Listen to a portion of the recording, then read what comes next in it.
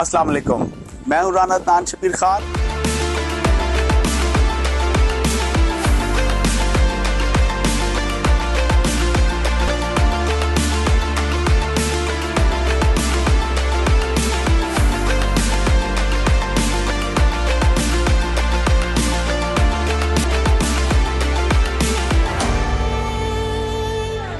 السلام علیکم، میں ہوں رانا عدنان شبیر خان اور آپ دیکھ رہے ہیں نوائے فکر۔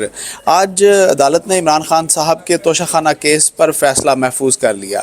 عمران خان صاحب نے عدالت کے اس سپیڈی ٹرائل پر کافی اعتراض کا اظہار کیا جب وہ قوم سے خطاب کر رہے تھے یوٹیوب کے اوپر۔ بہرحال لگ یہ رہا ہے کہ اور انوائرمنٹ بھی ایسی کریٹ کی جا رہی ہے کہ خان صاحب کو اس میں سزا ہو جائے گی، لیکن میرا خیال ہے کہ اس میں اسٹل ان کے پاس ہائی کورٹ اور پھر سپریم کورٹ میں اپیل کی گنجائش ہوگی۔ اعتزاز احسن صاحب نے آج اپنے ایک انٹرویو میں اس کیس کو بیہودہ کیس کہا۔ چلتے ہیں احمد کے پاس اور ان سے پوچھتے ہیں کہ وہ اس کے بارے میں کیا رائے رکھتے ہیں۔ جی احمد۔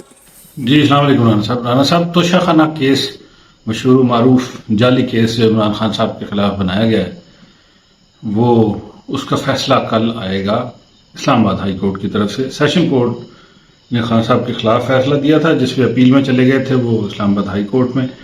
اب یہ جو کیس ہے یہ زور زبردستی والا کیس ہے، حکومت نے چلایا ہوا تھا اور حکومت چاہ رہی تھی کہ خان صاحب کو اس میں سزا دے کے الیکشن سے رکوا دیا جائے۔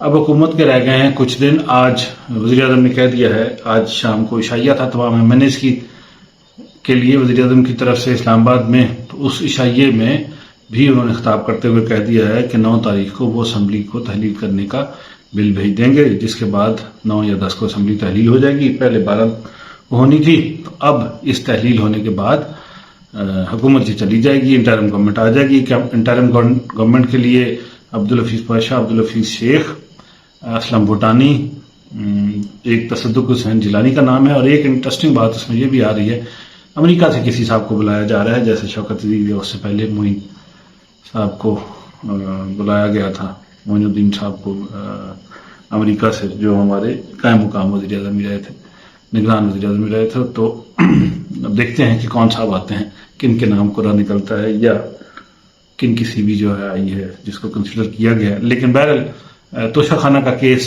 کا فیصلہ جو ہے وہ کل متوقع ہے، کورٹ نے یہ کہا ہے۔ اب یہ کیس تقریباً آلموسٹ جعلی ہے، اس سے زیادہ چیزیں۔ اچھا، اس کیس میں خان صاحب نے اینڈ پہ جو ان کے ملٹری سیکرٹری تھے بریگیڈیئر صاحب، ان کا بھی نام دیا، انہوں نے بھی خان صاحب کی چیزوں کی ایویلیوشن کرائی تھی اور انہوں نے بھی چیزیں اسی طریقے سے لی تھی۔ وہ میجر جنرل ہیں تو وہ انہوں نے آنے سے معذرت کر لی۔ لیکن اب ہوا یہ کہ اس کیس میں اس کو مطلب کافی حد تک اب ہم عدالتوں کے خلاف بہت زیادہ تو نہیں بات کر سکتے، لیکن یہ حکومتی دباؤ کے اوپر اس حکومت نے چلے جانا ہے۔ اس حکومت نے فل دباؤ ڈال کے رکھا عدالت پہ اور کوشش کی ہی کہ کسی نہ کسی طریقے سے آج کل ایک جج صاحب کی کہہ لیں کہ وہ ان کی زوجہ جو ہیں وہ بھی ایک کیس میں بچی کو مارنے کے کیس میں اندر ہیں۔ اس کے علاوہ ایک اور جج صاحب کی بھی ویڈیوز کو سوشل میڈیا پہ ڈالی جا رہی ہیں۔ تو عدلیہ کو فل طریقے سے دھمکایا گیا ہے اس حکومت میں کہ وہ ان کے حق میں فیصلے دیں، ادروائز ان کے ساتھ بڑی سختی سے اور غلط طریقے سے نپٹا جائے گا، ان کی ویڈیوز وغیرہ لیک کر دی جائیں گی، فیملی لائف تباہ ہو جائے گی، اس طرح کی چیزیں۔ تو بہرحال توشہ خانہ کیس کا فیصلہ کل ہے، دیکھتے ہیں کہ حکومت کا دباؤ چلتا ہے یا خان صاحب کو انصاف ملتا ہے یا سزا ملتی ہے۔ یہ اب کل پتہ چلے گا۔ جی رانا صاحب۔ عمران خان صاحب نے عدالت میں کل یہ بھی کہا تھا کہ جناب ان کے پرانے جو MS ہیں ملٹری سیکرٹری بریگیڈیئر صاحب جو اب میجر جنرل ہیں، بیسیکلی اس گفٹ کی ایویلویشن انہوں نے کروائی ہے تو ان کو بھی بلایا جائے۔ پلس انہوں نے وٹنسز میں اپنے مختلف ٹیکس لائرز کو پیش کرنے کی بھی استدعا کی، جس کو عدالت نے ریجیکٹ کر دیا۔ اس کی وجہ یہ ہے کہ یہ گفٹ کی ایویلویشن کا، کہ اس کی پرائس کی ایویلویشن کا پرابلم نہیں ہے، یہ کیس ڈکلیریشن آف ایسٹس کا کیس ہے کہ عمران خان صاحب نے جو اپنی ڈکلیریشن جمع کرائی اس میں اس پیسے کو مینشن نہیں کیا گیا. بہرحال جو عمران خان صاحب کے اس کیس کو ڈیل کر رہے ہیں وہ مجھے امید ہے اس پوائنٹ کو سمجھتے ہوں گے. اعتزاز احسن صاحب کی عمران خان بچاؤ پٹیشن کی بھی آج ہیئرنگ تھی اور اس میں اعتزاز احسن صاحب نے چیف جسٹس صاحب سے پوچھا کہ فوج نے پی ٹی آئی کے ورکرز پر گولی کیوں نہیں چلائی. او مائی گاڈ, میں اعتزاز احسن صاحب سے اس قسم کے سوال کی بالکل امید نہیں رکھتا. مجھے ان کی سوچ اور ان کی اپروچ سے کافی دکھ بھی ہوا. آپ عمران خان صاحب کو یا ایک پارٹی کو بچانے کے لیے کس حد تک جا سکتے ہیں, میری تو یقین کریں کہ میں یہ سن کر ہی کافی مجھے افسوس ہوا. بہرحال چیف جسٹس صاحب نے جواب میں کہا کہ فوج نے بہت اچھا کیا کہ گولی نہیں چلائی, کیونکہ اس سے جن لوگوں کا خون بہنا تھا وہ پاکستانی ہی تھے اور جو لاشیں گرنی تھیں وہ بھی پاکستانیوں ہی کی گرنی تھیں, اور فوج نے بہت اچھا یہ ڈیسیژن لیا کہ اپنے ہی لوگوں پر گولی نہیں چلائی. اور لیکن ساتھ انہوں نے ایک یہ بھی سٹیٹمنٹ دی کہ وہ پاکستان آرمی کو کوئی غیر قانونی کام نہیں کرنے دیں گے. اس کا کیا مطلب ہے اس کو بعد میں ڈیٹیل سے ڈسکس کریں گے. پہلے چلتے ہیں احمد کے پاس اور ان سے پوچھتے ہیں کہ وہ اس پٹیشن کے بارے میں اور اس کیس کے بارے میں کیسے سوچتے ہیں. جی احمد. جی رانا صاحب, ملٹری کورٹس والا ٹرائل چل رہا ہے.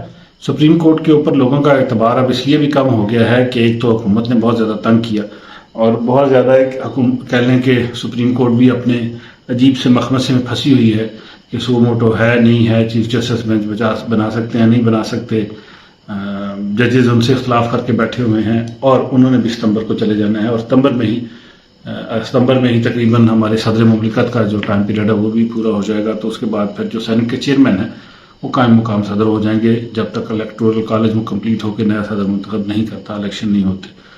تو کہہ لیں کہ حکومت بھی کا ٹینیور بھی ختم, صدر صاحب بھی ختم, چیف جسٹس صاحب کا بھی ختم, تو سارے نئے چہرے آ جائیں گے کچھ ہی دنوں میں.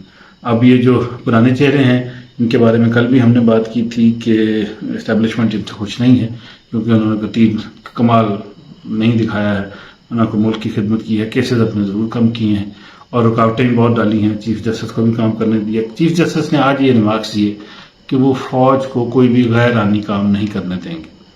اب 14 ستمبر تک ہیں, وہ 14 ستمبر تک ہی روک سکتے ہیں. انہوں نے عدالت کے حوالے سے یہ ریمارکس دیے. اب غیر آئینی کام کیا ہوگا, فوج نے زیادہ سے زیادہ یہ 9 مئی کے لوگوں کو سزا دینی تھی. کوئی اس میں بہت زیادہ غیر آئینی کام تو نہیں ہو رہا, غیر آئینی کام تو ان لوگوں نے کیا تھا جو گھس گئے تھے اور ماننے کی کوشش کی تھی. لیکن بہرحال دیکھتے ہیں کہ جو سپریم کورٹ ہے کس طریقے سے اس کیس کو آگے لے کے چلتی ہے, کیونکہ یہ والی جو سپریم کورٹ ہے اس کے بارے میں اب تو مشہور ہے کہ یہ بڑھ کے زیادہ مارتے ہیں, فیصلے کم ہی دیتے ہیں. تو کہتے رہتے ہیں ہم یہ کر دیں گے وہ کر دیں گے. اس شہباز شریف صاحب کو بھی نااہل انہوں نے کرنا تھا, بالکل تیاری کر کے بیٹھے ہوئے تھے, پھر پیچھے ہٹ کے اینڈ ٹائم پہ آ کے جب چیزیں عروج پہ جاتی ہیں پھر یہ بیٹھ جاتے ہیں. تو اب یہ بالکل اسی کیس میں عروج پہ جا رہے ہیں کہ فوج کو کہہ رہے ہیں کہ کوئی غیر آدمی کام نہیں کرے گی تو ہم نہیں کرنے دیں گے. تو یہ آج کے ان کے ریمارکس بہت اہم تھے اور تھے بھی اسی حوالے سے, کیس کے حوالے سے, جو کہ 9 مئی کے حوالے سے لوگوں کو ملٹری کورٹس میں ٹرائل کرنے پہ, اور اس پہ عدالت نے روک بھی دیا ہوا تھا کہ آپ ٹرائل نہیں کریں گے جب تک ہم نہیں آرڈر جاری کرتے. تو ابھی تک آرڈر نہیں جاری ہوا, بحث چل رہی ہے. اب دیکھتے ہیں کہ کتنا عرصہ اس پہ لگتا ہے, لیکن ابھی تک کسی کا ٹرائل بھی نہیں ہوا ہے. جن لوگوں کو پکڑا گیا تھا ان کو ابھی تک اندر ہی رکھا ہوا ہے. اب دیکھتے ہیں یہ کیس کیسے آگے چلتا ہے. جی نام صاحب. آئی سی سی ورلڈ کپ کرکٹ میں پاکستان کی شمولیت کا فیصلہ ابھی تک اس ہائی پروفائل کمیٹی نے نہیں کیا جس کو بلاول بھٹو زرداری ہیڈ کر رہے ہیں. اب تو اس حکومت کے دن بھی بہت تھوڑے رہ گئے ہیں. احمد سے پوچھتے ہیں کہ اسلام آباد میں اس کرکٹ ورلڈ کپ کو لے کر کیا خبریں گردش کر رہی ہیں. جی احمد. جی رانا صاحب پچھلے دن آپ نے بھی پوچھا تھا کہ کیا پاکستان نے ہاں کر دی ہے کہ انڈیا میں جا کے ورلڈ کپ اور ایشیا کپ کے میچ کھیلیں گے. سری لنکا میں یا انڈیا میں ہم کھیلنے کے لیے بھارت سے تیار ہیں. تو آج ہمارے اسپورٹس منسٹر کی اسٹیٹمنٹ تھی کہ ہم آئی سی سی کے ساتھ جو سیکیورٹی کے ایشو ہیں ان کے اوپر اپنا پوائنٹ آف ویو ریز کریں گے کہ ہم سیکیورٹی سے مطمئن نہیں ہیں بھارت میں. اہم بات ہے لیکن اس سے یہ بھی لگ رہا ہے کہ حکومت اندر سے تیار ہے میچ کھیلنے کے لیے. اگر سیکیورٹی کے کنسرن نہ ہوتے تو سیدھا کہہ دیا جاتا کہ ہم تو میچ کھیلتے ہی, لیکن یہ نہیں کہا گیا, بلکہ یہ کہا جا رہا ہے کہ ہمارے سیکیورٹی کے کنسرن ہے. اور نمبر 1. نمبر 2, آج کل اب چونکہ کرکٹ کا بخار چڑھتا جا رہا ہے, کوئی پاکستانی کھلاڑی سری لنکا میں کھیل رہا ہے, کوئی کسی اور ملک میں کھیل رہا ہے. شاہین افریدی اسی طرح کسی میچ میں کھیل رہے تھے, کل انہوں نے 2 آؤٹ کیے تو بال بڑی اچھی تھی, تو اس کے اوپر تمام لوگوں نے سوشل میڈیا پہ لگا دیا کہ شاہین افریدی یہی بالنگ کر کے تو بھارت میں کھیلنا اور بھارت کے فلاں کھلاڑیوں کو آؤٹ کرنا. لوگوں میں جو کرکٹ کا جذبہ ہے وہ زیادہ ابھر رہا ہے. اسی طریقے سے انڈیا میں بھی ہے, وہ بھی پاکستان کے خلاف جو ہے وہ کرکٹ کی جنگ کھیلنے کے لیے تیار ہیں. میدان جنگ تو نہیں, کل وزیر اعظم نے بھی کہا کہ میدان جنگ کی ضرورت نہیں ہے, ہم تو بھارت کے ساتھ بات چیت کے لیے تیار ہیں, اور کرکٹ والے جو ہیں وہ کرکٹ کھیلنے کے لیے تیار ہیں. تو اب دیکھتے ہیں کہ دونوں کپوں میں, ایشیا کپ میں بھی اور ورلڈ کپ میں بھی, دونوں ممالک کیسے آپس میں پنجہ آزمائی کرتے ہیں اور کس کی فتح ہوتی ہے. کل پرسوں کسی کرکٹ کے ماہر سے بات ہو رہی تھی تو میں نے کہا کہ پاکستان سری لنکا سے کرکٹ کی سیریز جیت گیا ہے, کیا سری لنکا کی ٹیم بہت کمزور ہو گئی؟ تو اس نے کہا نہیں, سری لنکا کی ٹیم کمزور نہیں ہوئی, پاکستان کی ٹیم مضبوط ہو گئی ہے. یہ پاکستان کی چند اچھی ترین ٹیموں میں سے ہے. کسی دور میں وسیم, وقار, شعیب ان کا نام ہوتا تھا کہ بالر بہت اچھے تھے اور ہماری میڈیم قسم کی بیٹنگ تھی. اب کہتے ہیں کہ بیٹنگ بھی ہماری ٹاپ آرڈر میں ہے, بابر اعظم ہے, رضوان ہے, امام الحق ہیں, اس طرح کے بہت اچھے بیٹسمین ہیں, فخر زمان ہیں. تو ہمارا ٹاپ آرڈر بہت چلتا ہے, درمیان والا آرڈر کئی دفعہ چلتا ہے, کئی دفعہ رک جاتا ہے. تو ٹاپ آرڈر ہمارا جو ہے بہت اچھا ہے. مڈل آرڈر کو تھوڑا سا اور مضبوط ہونے کی ضرورت ہے. بالنگ ہماری بہت اچھی ہے, شاہین افریدی ہے اور دوسرے کھلاڑی ہیں, یہ بڑے اچھے بالر, اور اسپنر بھی ہمارے پاس اچھے ہیں. تو اس لیے ٹیم کا کمبینیشن بہت اچھا ہے. T20 میں تو ہم ویسے ٹاپ پہ ہیں, ODI یعنی ون ڈے والوں میں بھی ہماری بہتر کارکردگی ہے. بھارت سے اچھا خاصا پنجہ لڑے گا اگر گورنمنٹ واقعی ہاں کر دیتی ہے, اگر ہماری ٹیم جاتی ہے سری لنکا بھی انڈیا بھی میچ کھیل تو اچھا رہے گا. جی رانا صاحب. خواتین و حضرات, اعتزاز احسن صاحب کی اس سٹیٹمنٹ پر مجھے کافی غصہ بھی آیا اور اعتراض بھی ہے. آپ اپنی فوج سے بغض رکھتے ہیں, مجھے سمجھ آتی ہے, آپ اس سے نفرت کرتے ہیں, اس کی کوئی ریزن بھی ہو سکتی ہے, مگر آپ کی اس سوچ سے مجھے کافی حیرت ہوئی کہ آپ نے یہ بیسیکلی پٹیشن ہیومن رائٹس کے حوالے سے فائل کی ہوئی ہے, اور دوسری طرف آپ فوج سے یہ ڈیمانڈ کر رہے ہیں ایک عدالت میں کھڑے ہو کر, اور سب سے بڑی عدالت پاکستان کی میں کھڑے ہو کر, کہ پاکستان آرمی نے لوگوں پر گولی کیوں نہیں چلائی. آپ نے ان چیف جسٹس سے یہ کہا کہ پاکستان آرمی نے اپنے لوگوں کی لاشیں کیوں نہیں گرائیں.